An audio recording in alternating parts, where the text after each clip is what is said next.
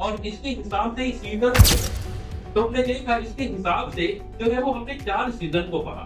Summer पढ़ा, winter पढ़ा, spring पढ़ा और ऑटम पढ़ा। और हमने ये ऑब्जर्व किया कि ये सारी चीजें जो है वहाँ पे अलग अलग सीजन फील होता है।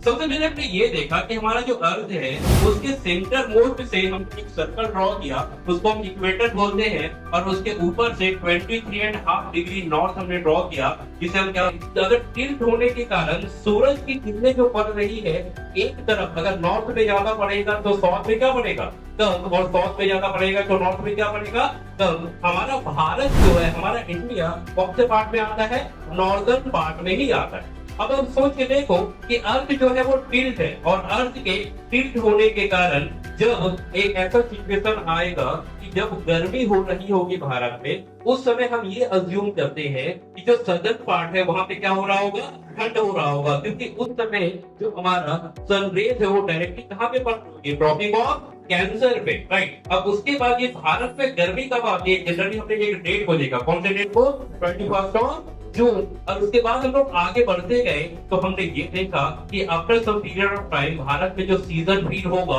वो कौन सा सीजन फील होगा, दैट इज ऑटम। और जनरली कब आता है ये, 23 सितंबर को। और उस समय पे सदर्न पार्ट में क्या फील होगा, स्प्रिंग फील होगा। और थोड़ा सा और अगर हम लोग आगे बढ़े जाते हैं तो हम देखते हैं कि भाई भारत जो नॉर्दर्न पार्ट है उस समय जो हमारी सनरेज है वो ट्रॉपिक ऑफ कैंसर पे ना पड़ते हुए कहां पे पड़ रही है, ट्रॉपिक ऑफ कैप्रिकॉर्न पे।